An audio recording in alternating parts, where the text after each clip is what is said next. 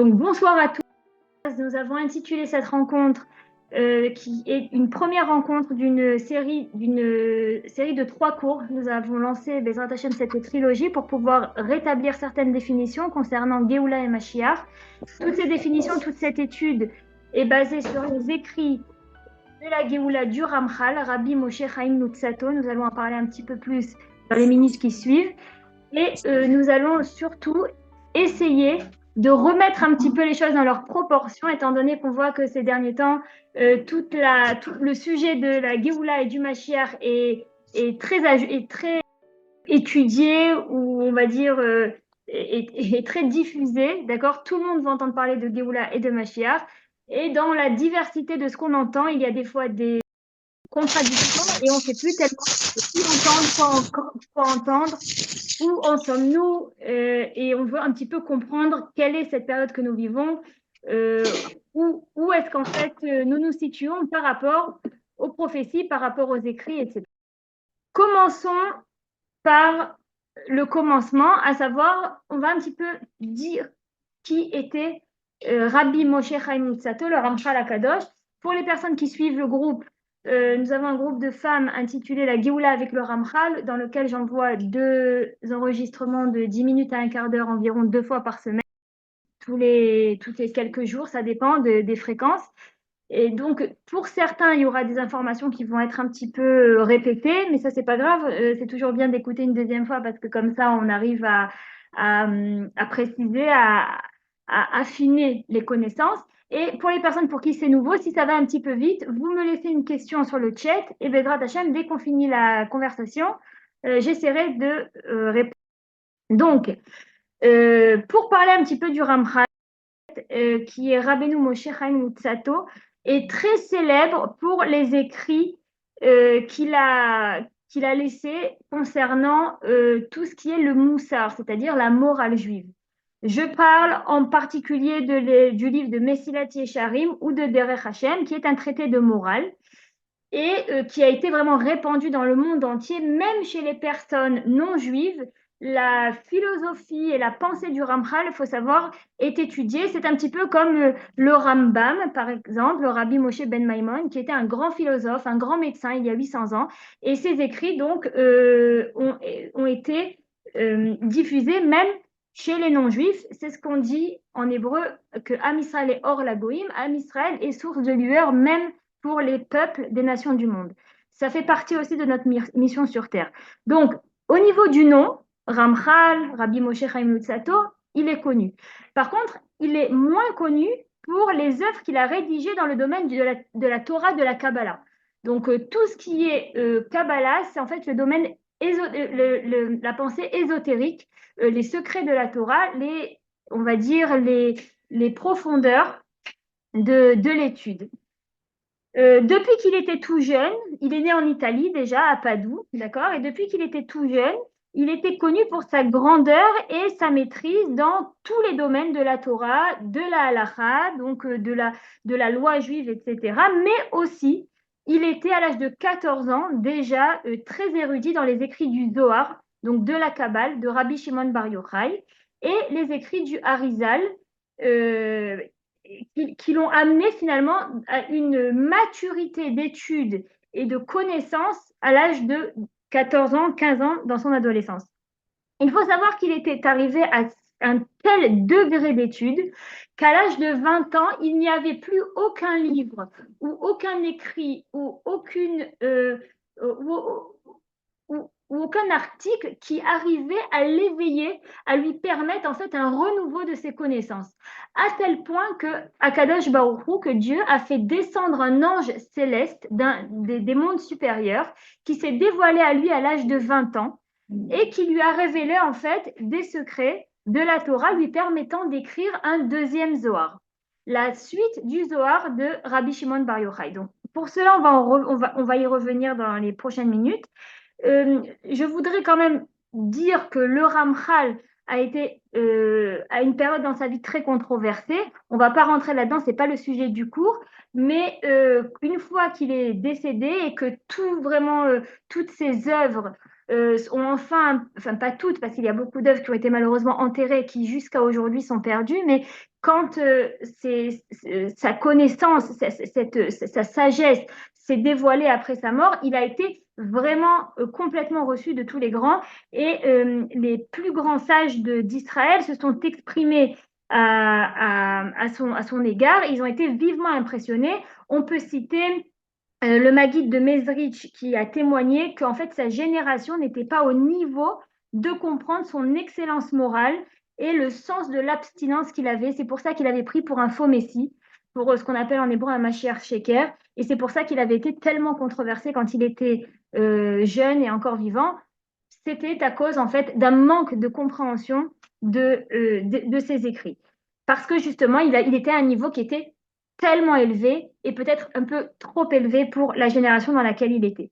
Le Gaon de Vilna a lui-même écrit à propos du Ramchal que sa Torah était une nouvelle aube se levant au-dessus de la surface terrestre. C'est-à-dire que, comme nous l'avons expliqué, il avait lui-même étudié tous les écrits de la Torah qui étaient en sa possession, et puisqu'il n'y avait vraiment plus rien qui pouvait lui permettre l'accès à...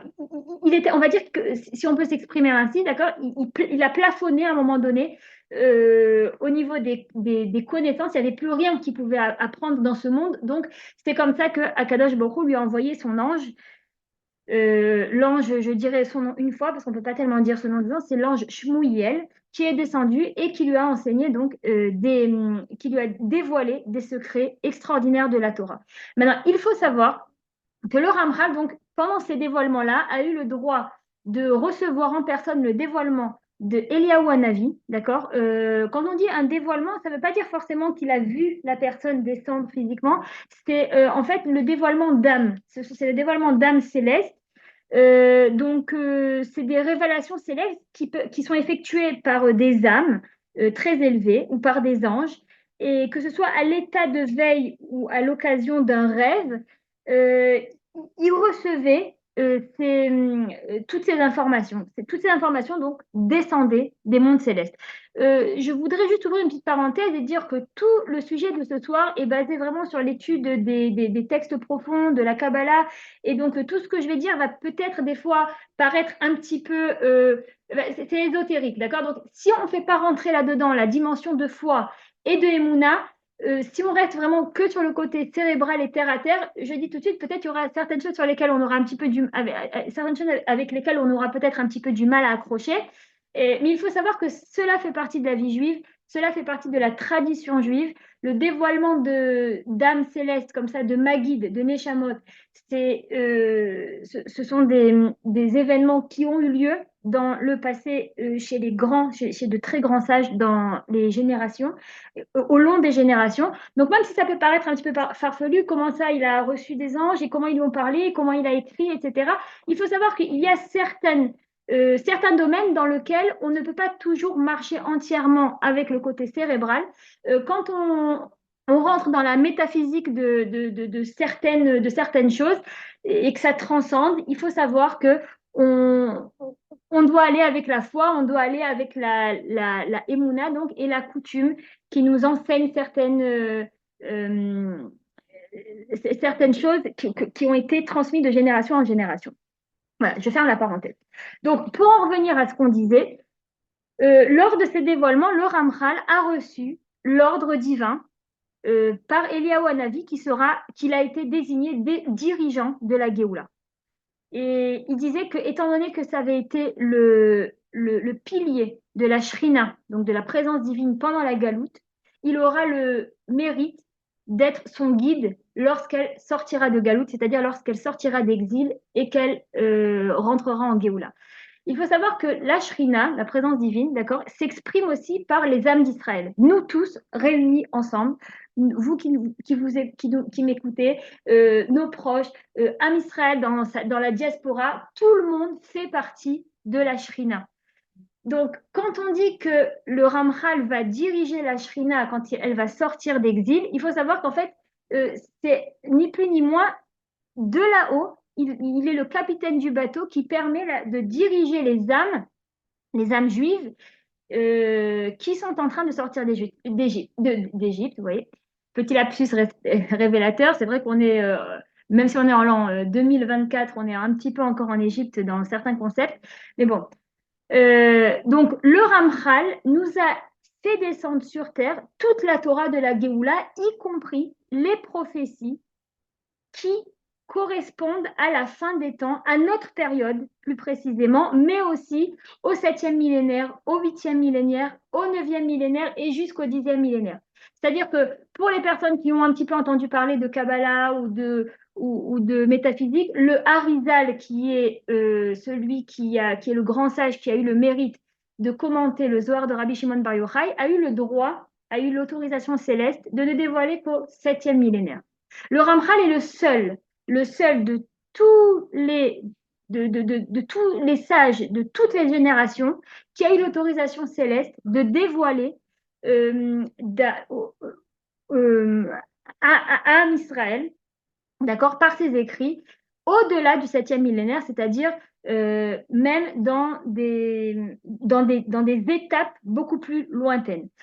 Nous, ce qui nous intéresse ce soir, c'est surtout notre époque. D'accord? C'est notre période, c'est les sujets qui nous préoccupent. Donc, on va laisser tomber un petit peu tous les millénaires de côté.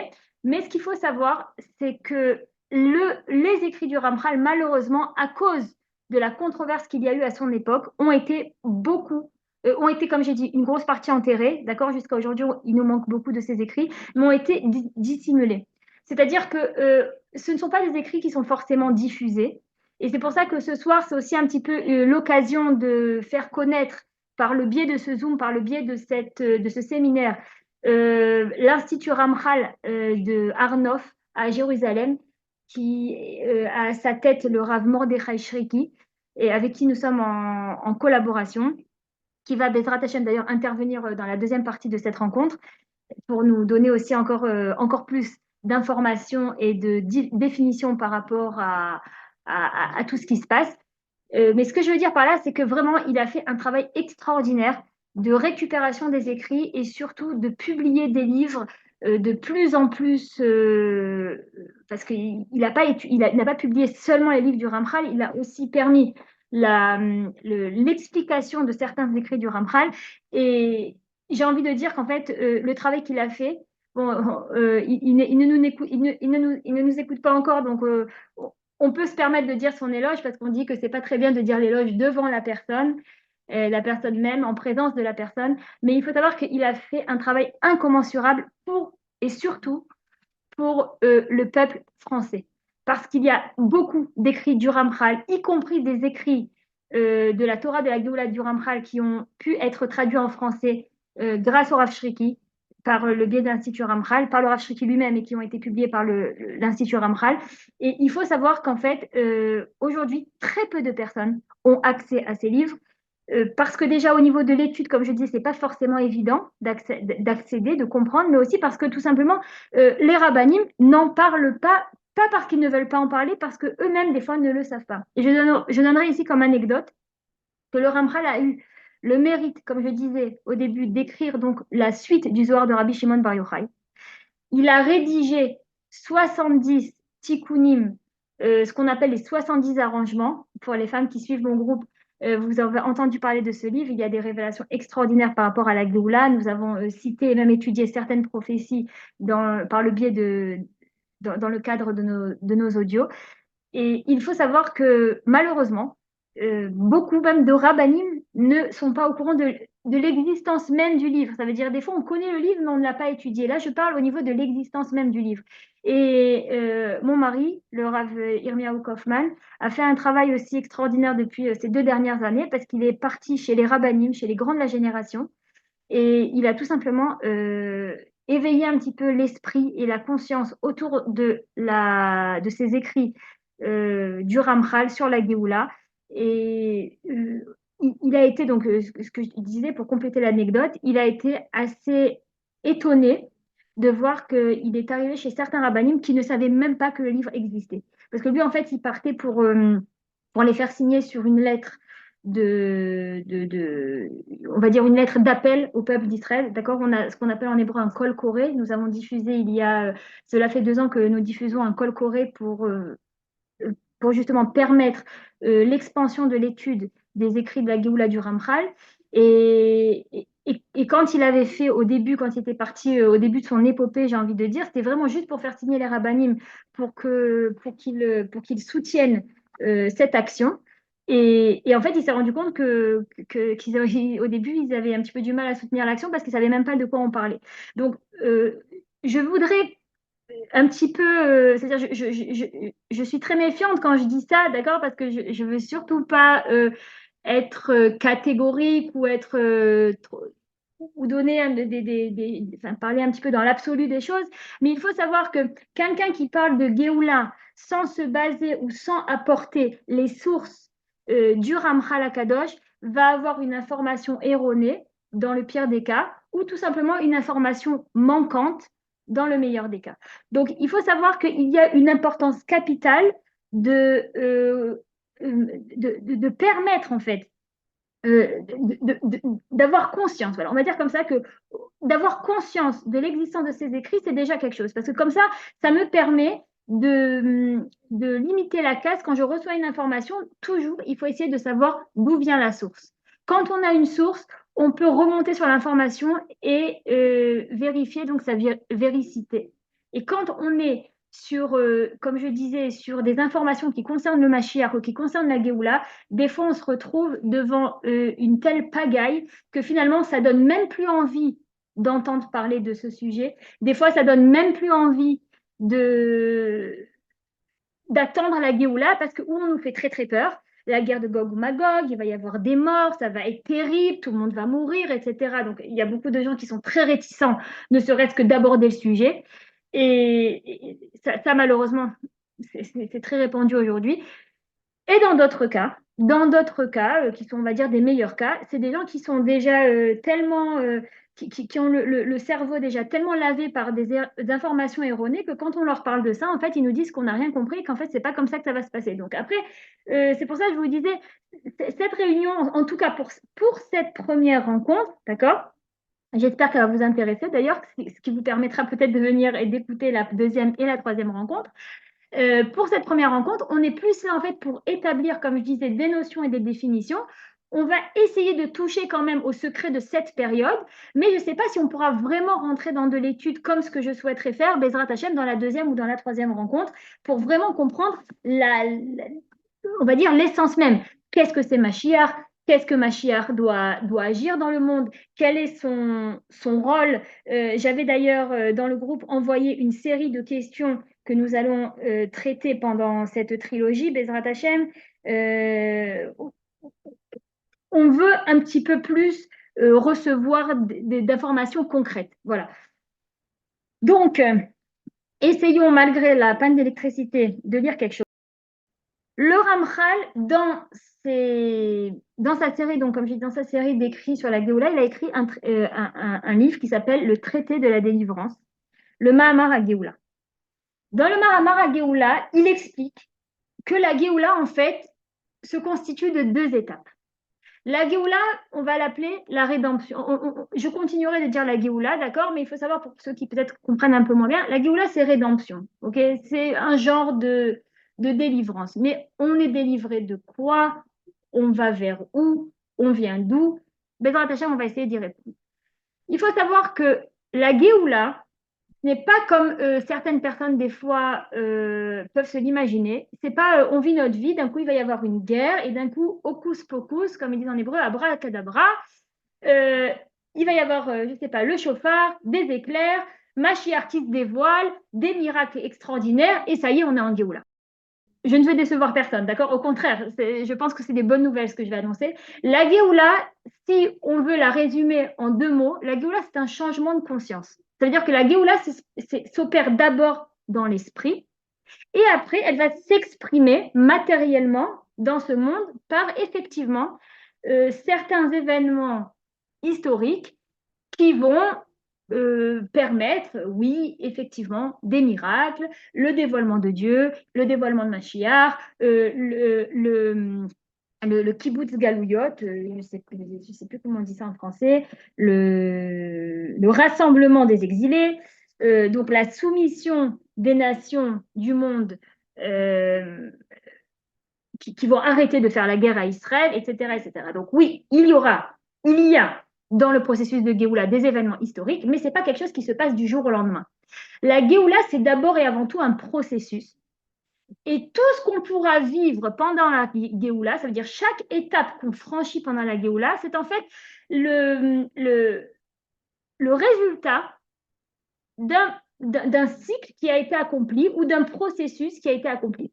Il faut savoir que si on essaie de comprendre de manière un petit peu plus dans la macro, d'accord, on est inscrit dans un programme depuis la création du monde et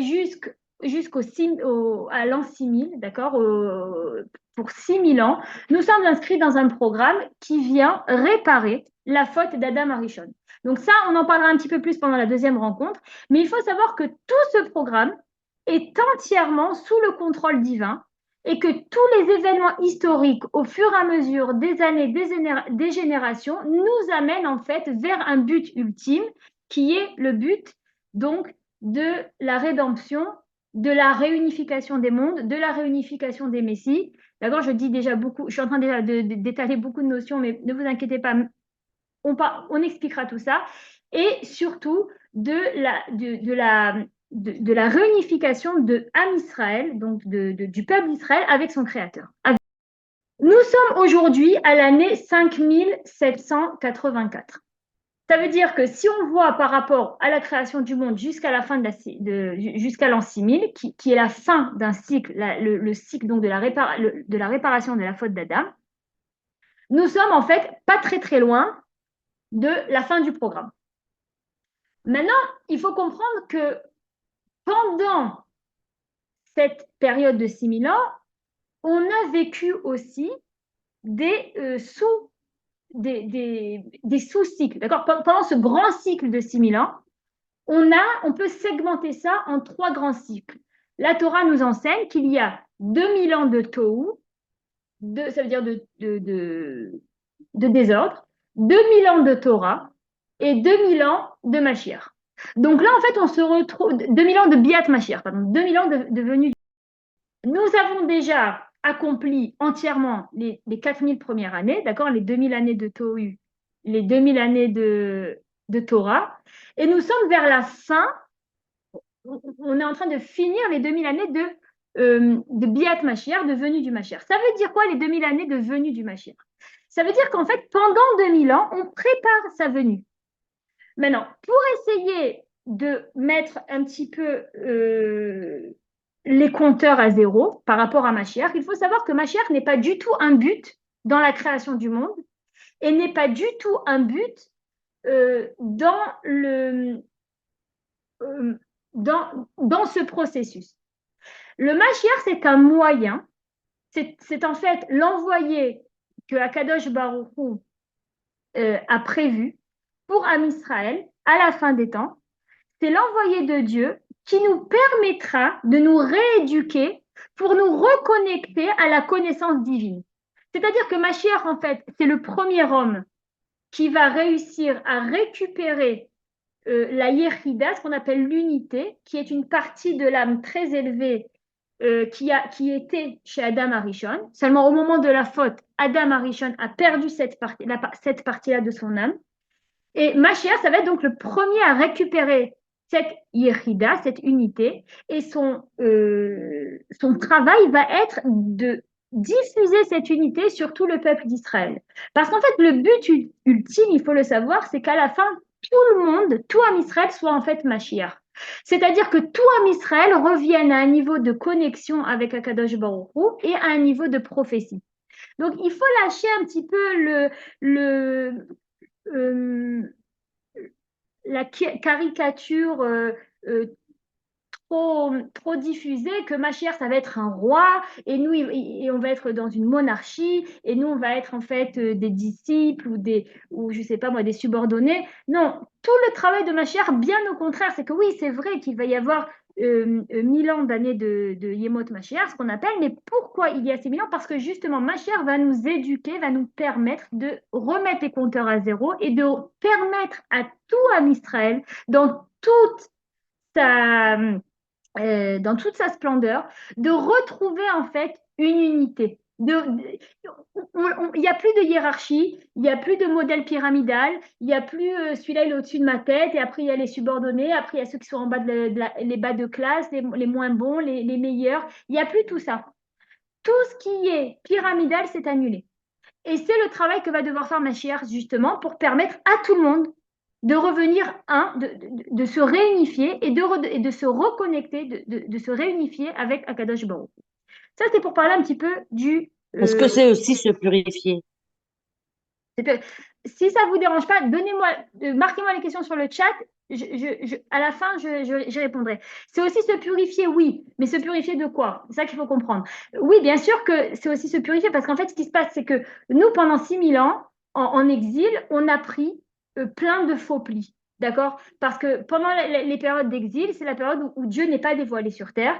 Il agit par un voilement. Si on veut un petit peu caricaturer ça, pour la parabole, on peut dire qu'en fait, c'est comme si on va au théâtre, d'accord? Et puis, il y a les coulisses. Et en fait, comme si que, d'accord, comme si que, parce que c'est très difficile d'imaginer ça comme ça, mais c'est comme si que nous, on est en train de voir en fait une scène face à nos yeux.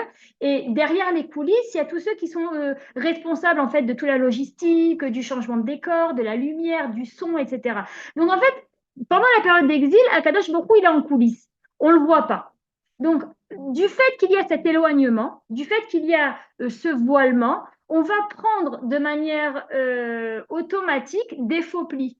Des faux plis dans notre connexion avec Dieu, des faux plis dans la façon dont on va pratiquer la Torah ou les mitzvot, des faux plis des fois dans la confusion entre ce qui est le, ce qu'on appelle le Icar, le principal. Voilà, on va confondre des fois qu'est-ce qui est le principal et qu'est-ce qui ne l'est pas. Donc, il faut savoir que quand on va vers cette Géoula, c'est pour pouvoir être rééduqué en fait à une ère, à une nouvelle ère où nous serons en connexion avec Dieu. Il faut imaginer que voilà, pendant le Yemot HaMashiach, nous redeviendrons tous prophètes. On n'attend pas la Géoula pour être délivré des guerres, pour être délivré de je sais pas, de l'oppression des nations du monde, etc. Oui, c'est vrai, ça fait partie du processus de Géoula. Il y aura aussi une grande paix, il y aura aussi une sérénité, mais c'est surtout pour pouvoir être rééduqué quelque part à une ascension spirituelle. Voilà. La Géoula, c'est un processus qui nous amène à l'ascension spirituelle. Donc, pour répondre à la question, oui, ça fait partie du processus de purification, si on veut appeler ça comme ça. Mais euh, là où je veux en venir justement par rapport à la Géoula proprement dit, c'est que la Géoula est un très long processus. À un moment donné, il va y avoir déclenchement de nouvelles étapes dans la Géoula, mais c'est un processus. Nous avons le devoir d'attendre Mashiach, nous avons le devoir d'attendre la Géoula, mais comme je disais, il ne faut pas tomber dans le piège. On n'attend pas le Mashiach en tant que but du processus, on attend Mashiach en tant que moyen du processus. Parce que quand Mashiach se révélera et quand Mashiach sera là, il est la personne qui va nous permettre de nous rééduquer, comme je disais, à la connaissance de Dieu. Parce que sans Mashiach, nous ne pourrons pas accéder à certaines connaissances qui nous permettent à la fin d'accéder à la prophétie. Si on veut, si on caricature ça vraiment super simplifié, Mashiach va nous permettre de redevenir tous prophètes et de retrouver notre connexion avec Dieu, comme l'était Adam Arishon, donc le premier homme, Adam. Maintenant, tout ça c'était un petit peu dans le vague, d'accord, dans le flou. Maintenant, on va essayer d'être un petit peu plus concret, d'accord? On est, comme je disais, en l'année 5784. Alors, on en est où dans le processus? J'invite maintenant les gens qui sont ici de transmettre le lien et de faire joindre, donc de permettre, de faire ce zikouï arabim, comme on dit, de permettre à d'autres personnes d'écouter ce que je vais dire, parce que je pense que ce sont des choses qui... c'est tout simplement des choses qu'on ne va pas entendre partout, d'accord? C'est vraiment un renouveau. Et j'ai envie de dire même plus que ça, c'est ce qui va permettre aussi beaucoup d'optimisme et aussi, quelque part, des ustensiles pour notre changement de conscience que nous devons mettre en place. Dans le livre du Mahamar Agioula, donc du discours de la délivrance, le Ramchal nous enseigne qu'il y a deux phases à la Géoula. La phase d'appel, qui s'appelle en hébreu la Pkida, d'accord, la Pekida. Cette phase, on va en parler, d'accord, on va en parler. Cette phase, elle permet le début de la réparation des dégâts de la galoute, pour parler en termes hébreux pour ceux qui sont hébraïsants.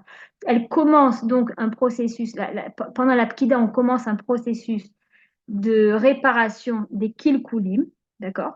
Ça veut dire ça veut dire, s'il vous plaît, la fécondation? Non, la Pekida, non, la Pekida, ça veut dire l'appel. Ça veut dire que Hachem, si on veut dire Hachem poked et nishmot Israël. Hachem appelle les âmes d'Israël. On remarque que c'est les mêmes lettres en français aussi pour la fécondation, Pekouda. C'est incroyable. Alors peut-être qu'il y a vraiment un kesher, peut-être entre la Pekida et la fécondation. En tout cas, la Géoula donc commence par la phase de Pekida, qui est la phase d'appel, et elle continue par une deuxième phase, pardon, qui est la phase de Zechira, qui veut dire la phase du souvenir. Pendant la phase de Zechira, on va vivre des événements historiques qui sont différents de la phase de Pkida, et commençons un petit peu à établir certaines définitions. La Pkida, par définition, elle va débuter, pour reprendre les termes du Ramchal dans le Mahamar HaGeoula, elle va débuter. La Pkida, en fait, c'est le début de l'élévation de la Shrina de sa poussière. C'est comme en hébreu, en hébreu, on appelle ça Kimat Ashrina Mi'afa. Il faut savoir que pendant la Pkida, il y a plusieurs actions qui se passent.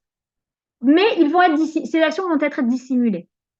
Comme je disais, par exemple, il y a Kimat Ashrina Mi'afa, ça veut dire quoi? Ça veut dire que la Shrina, donc les âmes d'Israël, d'accord, si on veut essayer d'imager ça, nous on fait partie de la Shrina, nous sommes les enfants de la Shrina, de la présence divine. Si on veut imager ça, les enfants d'Israël sont dans la poussière, et pendant la période de la Pkida, ils commencent à se relever. Ils commencent à lever la tête de la galoute. Ils ne sortent pas, ils ne rentrent pas encore en Géoula, mais ils commencent à lever la tête. Ça veut dire que ça fait partie du processus intégral de la Géoula. Il y a autre chose. Le Ramchal décrit dans le Mahamar Géoula 4 kilkulim, qui sont en fait 4 dégradations qui se sont opérées pendant l'exil. Si on a le temps d'y toucher ce soir, c'est prévu, on va en parler. Mais sinon, on commencera par ça la semaine prochaine, Bezrat Hashem. Je vais juste dire dans les titres, le premier dommage de la galoute, c'est la dissimulation de la face de Dieu. Ça veut dire, c'est ce qu'on explique. C'est qu'avant Dieu, il était dévoilé. Par exemple, on peut s'imaginer qu'est-ce que c'est le dévoilement de Dieu quand on est dans la période de Beth Amikdash, d'accord? Donc, il y a un service divin, il y a la présence de Dieu, il y a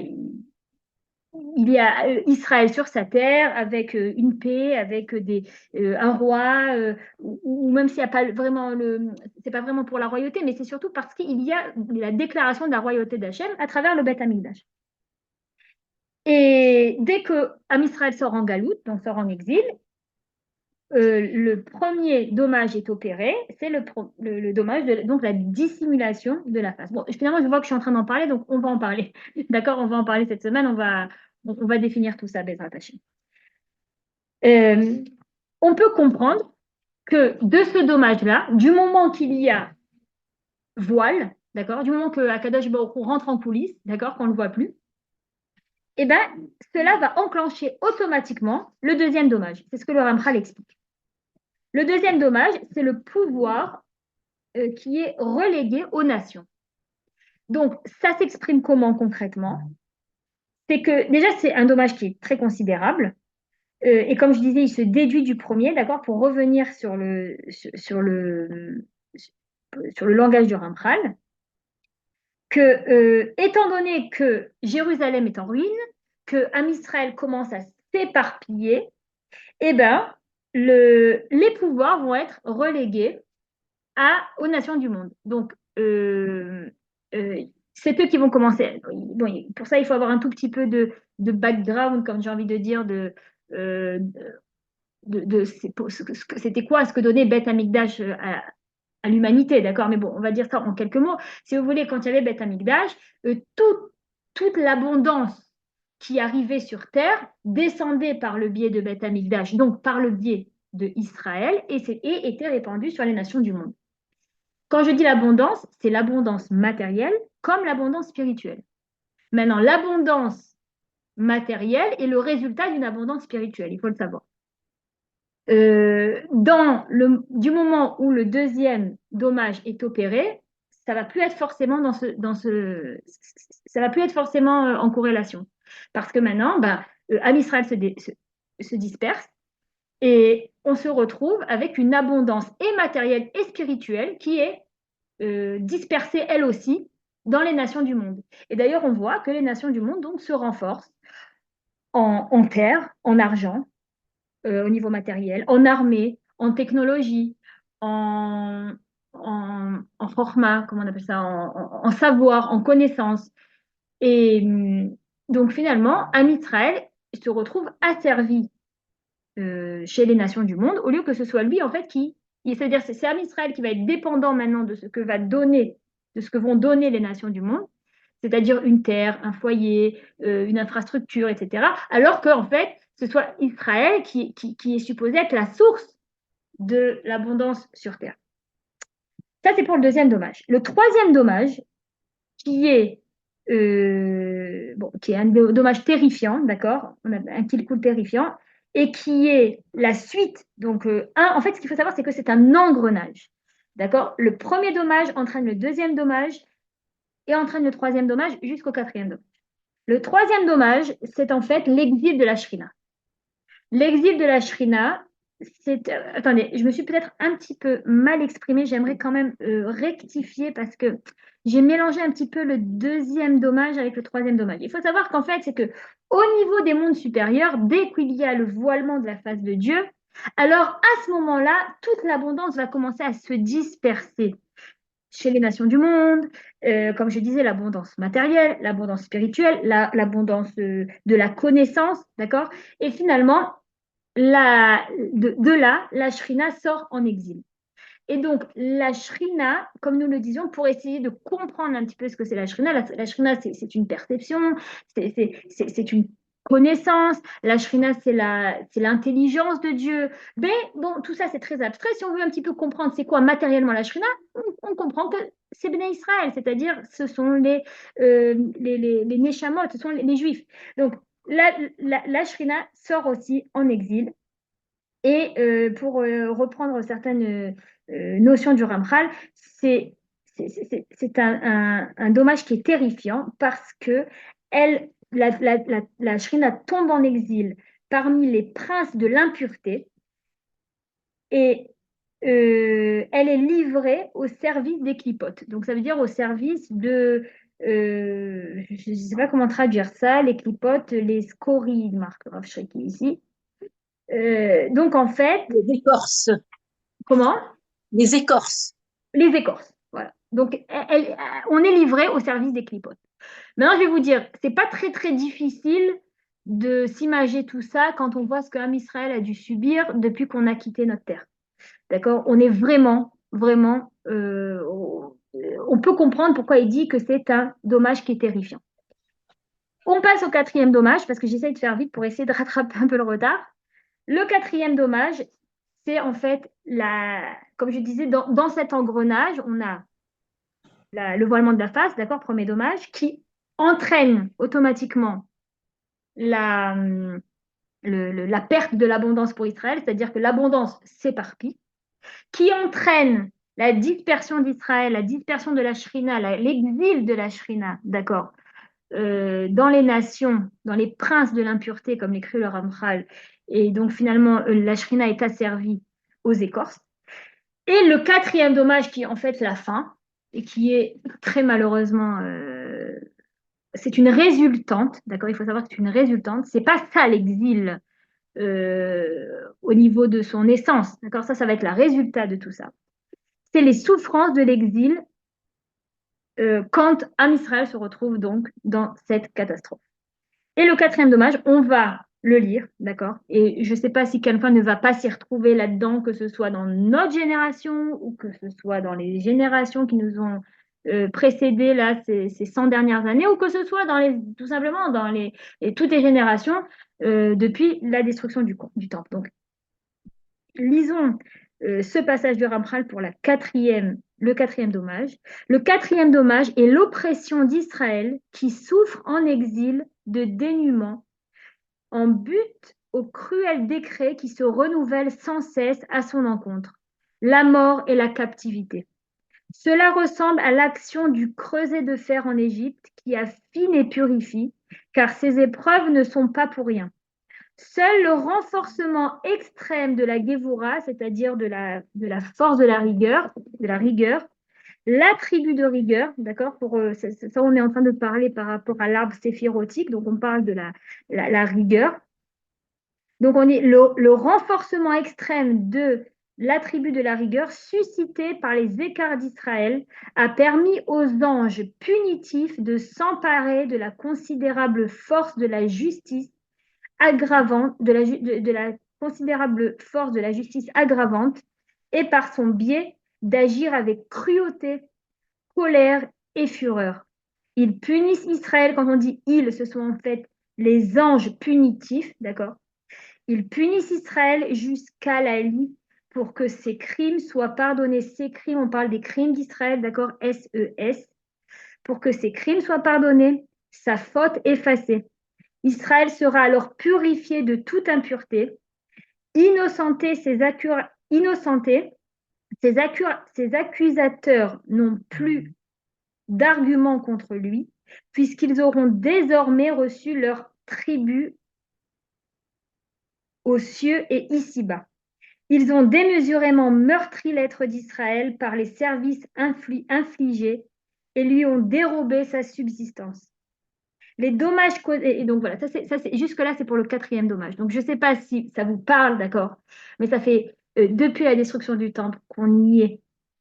Il faut comprendre que ce que nous décrit ici le Ramchal dans le quatrième dommage, c'est vraiment le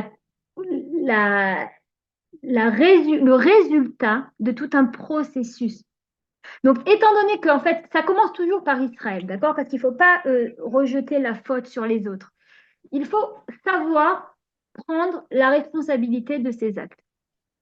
C'est ça la réparation quelque part de la faute d'Adam, parce que quand Adam Arishon, quand Chava Imenu, alors le deuxième dommage, alors le premier, je récapitule, d'accord? Le premier dommage, c'est la dissimulation de la face de Dieu. Étant donné qu'Israël a fauté, la face de Dieu va être dissimulée.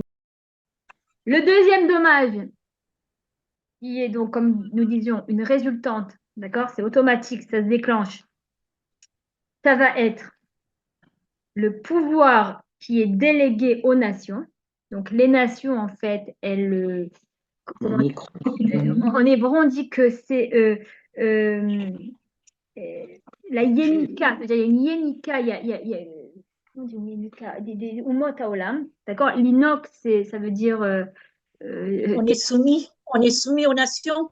Ben non, en fait, quand on dit De toute façon. l'inox, ça veut dire c'est tété, quoi. C'est quand le bébé il. Oui, c'est ça, c'est ça. Donc il y a une succion en fait du côté des nations du monde qui nous prennent, ça veut dire ils nous prennent ils nous prennent l'abondance.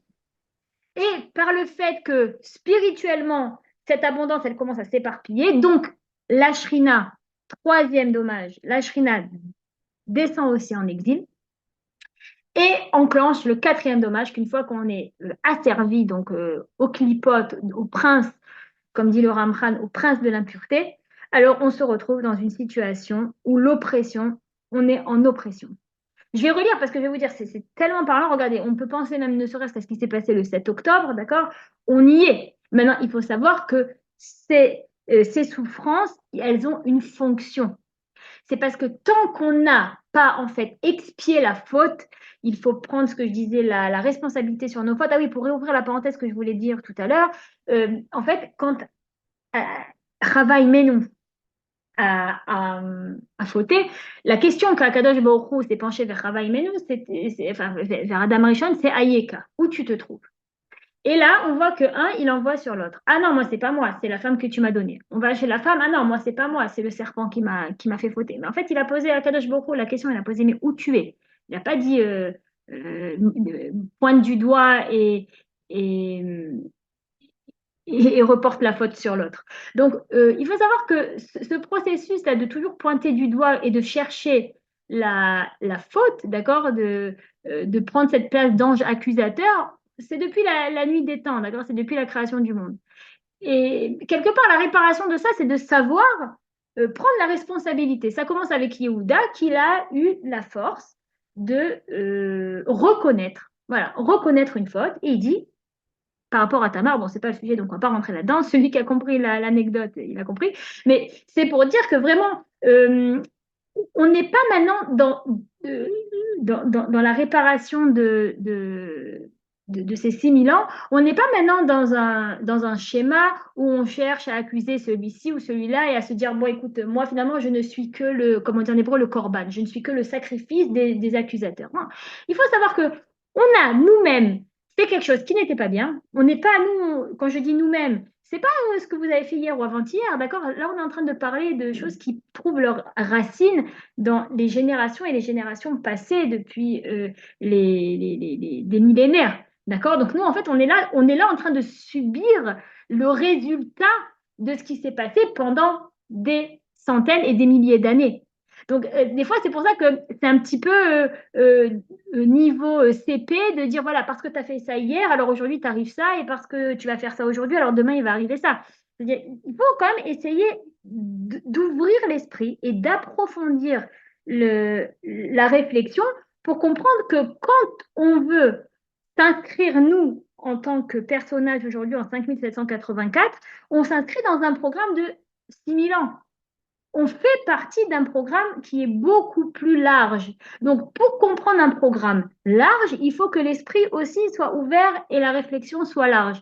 Donc, comme je disais, ce qu'on voit aujourd'hui, c'est pas forcément parce que celui-là il n'a pas fait Shabbat ou parce que celui-là. Après, je dis pas, c'est vrai que Hachem il nous montre des fois que effectivement certaines mitzvot nous protègent et que quand il nous a donné les mitzvot, c'est pour notre bien. Ce n'est pas parce qu'on est maintenant puni. Au contraire, la Torah c'est finalement un cadeau pour celui qui le comprend. C'est un cadeau pour celui qui ne le comprend pas. C'est un fardeau, d'accord? Mais il faut savoir que dans l'esprit clair et d'une personne avertie, ce qu'on vit, c'est un résultat et ces souffrances ont une fonction. Il n'y a rien qui est jeté à l'abandon dans ce monde et il n'y a rien qui n'est pas régi par la providence d'Akadosh Baruch Hu, de Dieu lui-même. Donc, si je reprends, comme je disais, les dernières lignes du Ramchal, il expliquait que le quatrième dommage est l'oppression d'Israël qui souffre en exil de dénuement, en but au cruel décret qui se renouvelle sans cesse à son encontre, la mort et la captivité. C'est-à-dire, on ne peut pas être plus clair, c'est tellement affolant qu'il ait écrit ça il y a 300 ans. Cela ressemble à l'action du creuset de fer en Égypte qui affine et purifie, car ces épreuves ne sont pas pour rien. Seul le renforcement extrême de l'attribut de rigueur suscité par les écarts d'Israël, ça veut dire que toute cette rigueur, tout ce qui se passe, toutes ces difficultés, toute cette guerre, tous ces morts, tous ces captifs, ça a été suscité par les écarts d'Israël. Donc, prenons conscience que c'est un résultat. D'accord? Donc, on veut prendre cette responsabilité de manière sérieuse. Comme je disais, on veut faire partie des enfants de Yehuda, de ceux qui Yehuda Mishon Oda, non, Reconnaissant. voilà, on veut reconnaître les écarts. Et ces écarts ont permis aux anges punitifs de s'emparer de la considérable force de la justice aggravante et par son biais d'agir avec cruauté, colère et fureur. Voilà, je m'arrête là parce qu'après on continue.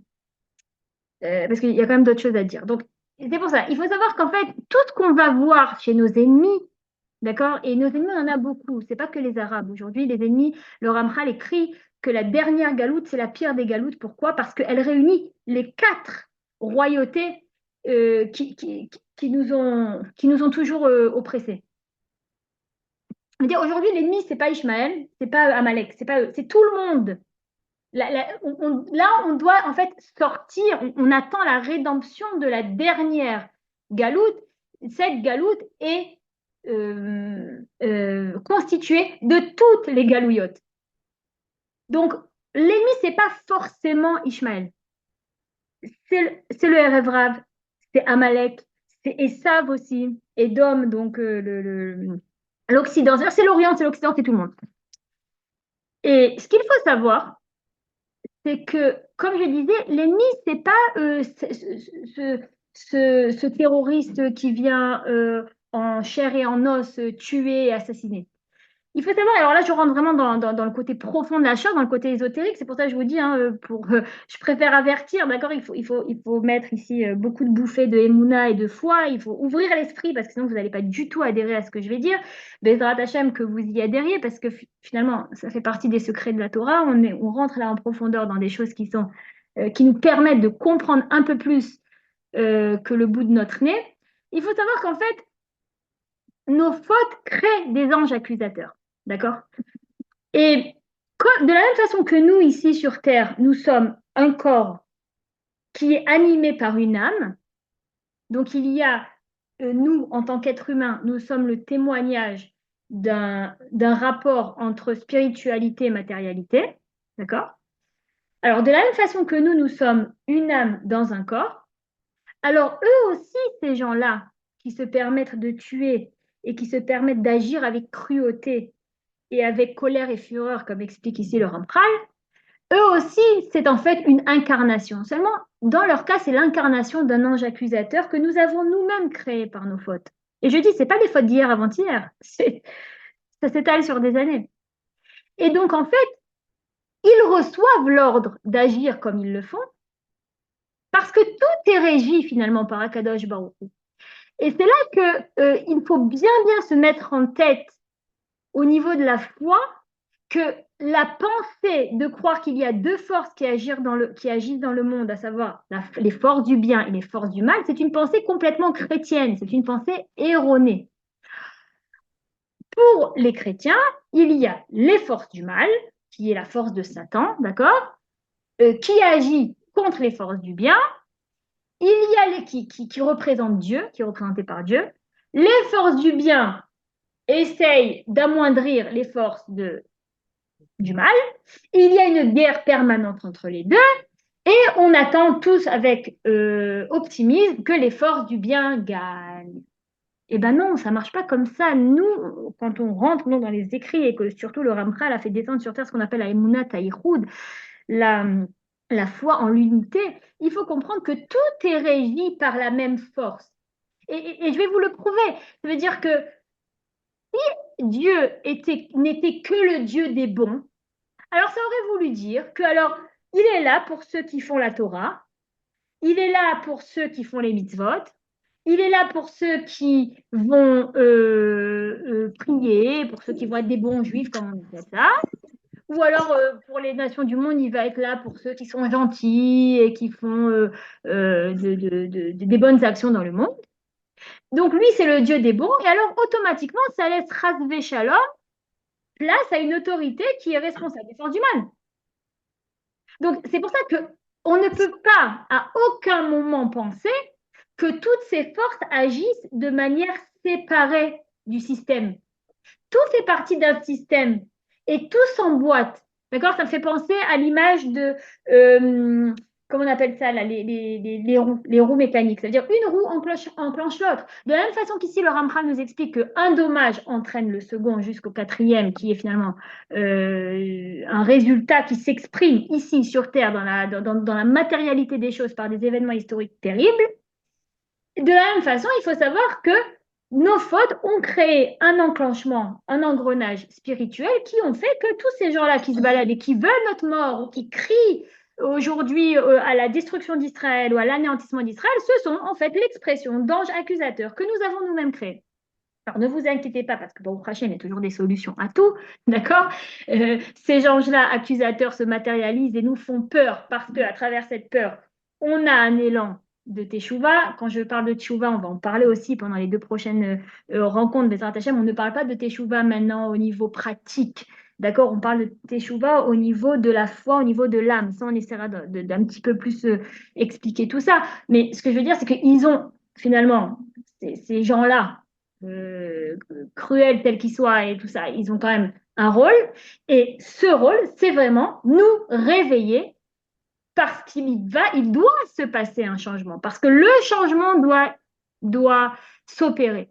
Et finalement, on va se rendre compte que la Géoula, elle intervient pas parce que on doit être sauvé physiquement de personnes cruelles et sanguines qui sont assoiffées de sang juif. Non, ça c'est nous qui les avons créés. D'accord? C'est ça que je dis, il faut adhérer à ce que je dis par la Emouna, parce que sinon on va se paumer. C'est nous qui les avons créés. Non, c'est parce que justement, nous, on va vivre un certain éveil à travers ces événements ces événements, que les forces spirituelles qui régissent en fait toutes ces personnes-là vont s'amoindrir, vont se calmer. Et du moment que l'ange accusateur se calme, alors ici matériellement parlant, le terroriste, il n'a plus de force. Il n'a plus de force d'agir. D'un coup, il est fatigué. Aujourd'hui, il n'a pas envie d'aller casser du juif. Et ça, il faut le comprendre, que nous avons par notre éveil, par notre action métaphysique, on a une influence directe sur les événements historiques, sur les événements, sur ce qui se passe. D'accord? Donc, là, je ne veux pas trop m'étendre encore là-dessus parce que ça pourrait être même ce que je suis en train de dire là en quelques phrases, ça peut être, ça veut dire dans mes cours en hébreu, pour ceux qui suivent l'hébreu, ça fait presque, c'est 2 ans et demi que je donne cours aux Israéliennes. Là, le peu que j'ai dit en quelques phrases, c'est 3 cours entiers d'1 heure. Voilà. Pour vraiment décortiquer, pour comprendre qu'est-ce que ça veut dire, ce que je suis en train de dire. Bon, on revient un petit peu, donc, comme je disais, à notre époque, à notre année 5784. Et alors, qu'en est-il de la Géoula? Alors, à un moment donné, la Géoula, elle se déclenche, d'accord? Ça veut dire qu'on fasse tchouva, qu'on fasse pas tchouva, il va y avoir un moment donné où, de toute façon, on arrive à la date butoir, j'ai envie de dire, où tout simplement le monde va part en cacahuète, d'accord? Et donc, il n'y a plus de solution. On arrive dans un cul-de-sac. On ne peut plus, c'est-à-dire on voit qu'on y arrive, on est très proche de ça. Mais venez, pour ceux qui aiment les chiffres, essayez de tenir un petit peu la concentration, encore 5 petites minutes, mais je vais laisser place aux questions. Tu veux vérifier? Donc, le Ramchal, alors je vais commencer par le Zohar, d'accord? Le Zohar de Rabbi Shimon Bar Yochai. On va essayer d'expliquer une idée. Oh, non, on est toujours dans le noir. Donc, on va essayer d'expliquer une idée qui est très décortiquée dans le Zohar, mais on va essayer de la résumer pour nous faire un petit peu de calcul. Le Zohar nous dit, le Zohar donc, de Rabbi Shimon Bar Yochai, nous révèle que, en fait voilà, il y a un pasouk dans la paracha de Noach qui dit qu'à 600 ans de l'âge de Noach, se sont ouverts donc les cieux et a commencé à tomber le déluge, etc. Bon, en fait, ils décrivent le déluge. Mais comme vous le savez, tout ce qui est écrit dans la Torah écrite, qui a une apparence un petit peu simplette, d'accord? Il y a beaucoup de profondeur, ça veut dire il y a 4 degrés d'étude de la Torah. Quand on arrive dans le degré ésotérique, donc la Kabbalah, le Zohar, le Sod, on touche à l'essence même, c'est-à-dire on touche vraiment au secret de la Torah. Donc, dans ce verset-là, où en fait la Torah nous décrit le début du déluge à la période de Noach, le Zohar, lui, nous révèle qu'il s'agit de l'année 5600. 5600 depuis la création du monde, ce qui représente l'année 1840 du calendrier grégorien. D'accord? Donc là, peut-être ceux qui veulent suivre, il faut prendre crayon et une feuille et un crayon. Mais sinon, on va le faire ensemble, c'est pas très compliqué, d'accord? Ça demande un tout petit peu de concentration. On rentre un peu dans les chiffres, vous allez voir comment c'est magnifique de voir comme tout est programmé. Donc, pendant cette année 1840, le Zohar nous explique que c'est une année qui représente les préambules du 7e millénaire.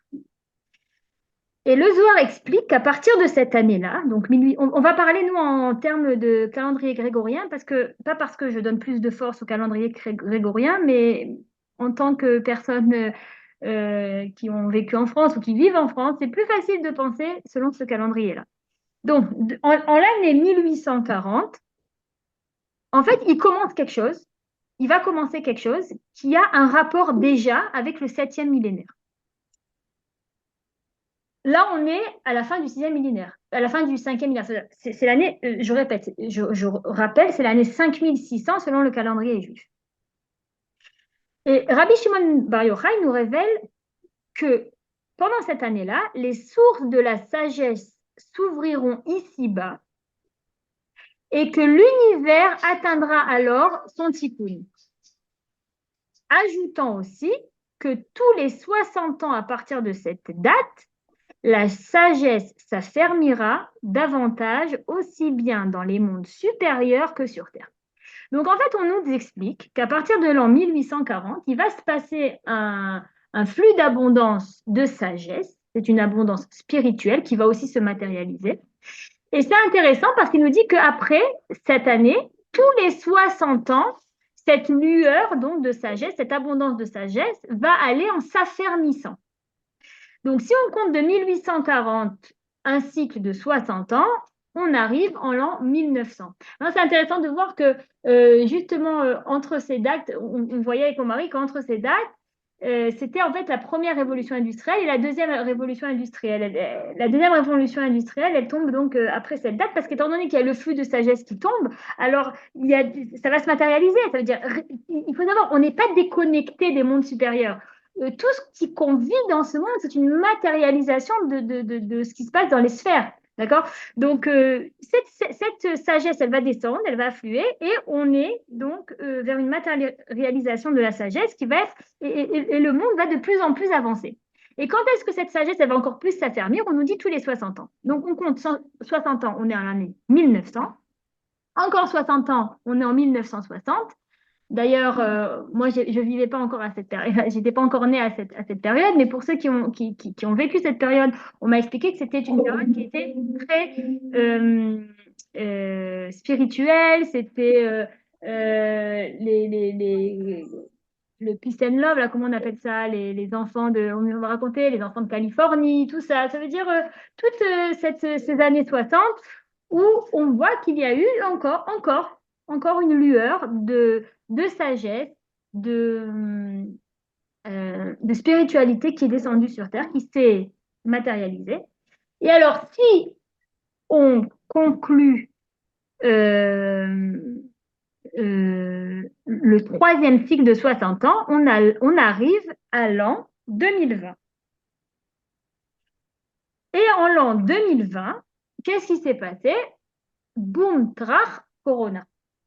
Le monde est fermé, à Pessah, vous vous rappelez, grande peur, grande panique à bord, personne n'a le droit de sortir de la maison, on fait le soir du Seder et tout le monde l'attend ma chère. Ça veut dire là, je me rappelle qu'on était tous, chacun chez lui à la maison et on ne pouvait même pas circuler, les mamies, elles ne pouvaient pas aller chez les petits-enfants, les frères et sœurs, ils ne pouvaient plus s'inviter, etc.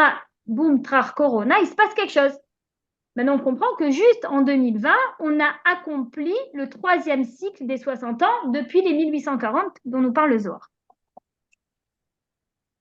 Et pour essayer de faire la corrélation, parce que bon, ça c'est le Zohar. Jusque-là, c'est le Zohar de Rabbi Shimon Bar Yochai. D'accord? Donc, on est arrivé en 2020, on nous dit, oui, en 2020, effectivement, on a accompli un troisième cycle, donc il doit se passer quelque chose spirituel, une lueur de sagesse doit descendre sur Terre et ça va se matérialiser d'une certaine manière. Là, on va rajouter des informations qui viennent du livre Adir Babarom du Ramchal. D'accord? Le Ramchal a écrit un livre dans lequel il donne une explication kabbalistique de certaines pages donc, du Zohar de Rabbi Shimon Bar Yochai. Et dans ce livre, du Hadir Bamarom, il explique à propos, je vais lire la traduction, d'accord, on a essayé de traduire ce passage, je vais le lire, on n'a pas besoin franchement de comprendre parce qu'on veut récupérer de la balle idée. Mais je lis pour ceux quand même qui veulent savoir. Il en ressort que le tikkun du Tselem et du Dmout se fait à l'aide de 780 sources lumineuses, parce que les lumières du Dmout sont au nombre de 620 et celles du Tselem de 160. Maintenant, 620, il faut savoir que c'est la valeur numérique en hébreu de Keter, Kaf, Taf, Resh, d'accord? Et Keter, qui est la couronne en hébreu, c'est en fait un petit peu l'allusion qu'on a vue pendant la période du Corona. Le Corona veut dire couronne en espagnol, ou Corona, même en français, on entend couronne, hein, la couronne d'Hachem. Donc, on est rentré dans une année où il y a une allusion à la couronne, à une royauté, à, euh, un royaume. Okay. Donc, on nous dit que, donc ça, ce sont des, comme je disais, ce sont des explications kabbalistiques. C'est peut-être un peu trop farfelu pour notre petite compréhension, mais comme je vous disais, on va prendre de la lecture. Donc, il y a en fait un tikkun qui se fait par l'aide de 780 sources lumineuses, par le Dmout et le Tselem, et ensemble, ils ont l'équivalent de la valeur numérique du mot Sefat. D'accord? Sefat, c'est en hébreu Shin, Pe, Taf. Maintenant, l'année 2020, dans le calendrier hébraïque, c'est l'année Taf, Shin, Pe. Donc, ça veut dire, c'est les mêmes lettres que Sfat. D'accord? C'est Fat et Taf, Shin, Pe, c'est la même lettre. Donc, le Rambam nous dit qu'il se passe là-bas, pendant cette année, un accomplissement. L'accomplissement d'un tikkun. Adam atteindra alors sa perfection dans la totalité de son édifice, c'est-à-dire au sein de tous les mondes, dans chacun de leurs détails, ce qui constitue le tikkun définitif. Voilà pourquoi il est dit la parole qui en hébreu Sefat, donc on disait Taf Shin Pe, de vérité Emet se dressera pour l'éternité, car lorsque tout le Sefat sera parvenu à son tikkun comme Emet, alors le tikkun aura atteint sa perfection sans laisser la moindre altération derrière lui. Donc, comme je disais, on n'est pas des kabbalistiques, d'accord? Il ne faut pas avoir peur de ce qu'on lit, mais on veut sortir de là une idée. L'idée, elle est qu'il y a un tikkun qui se passe et qu'une fois que ce tikkun va s'opérer, il n'y aura plus d'altération derrière. Qu'est-ce qu'on a étudié en début de conférence avec le Mahamar HaGeoula, les 4 dommages de la galoute? C'est que dès qu'il y a en fait une altération, ça enclenche automatiquement, c'est un engrenage, ça va enclencher automatiquement d'autres altérations.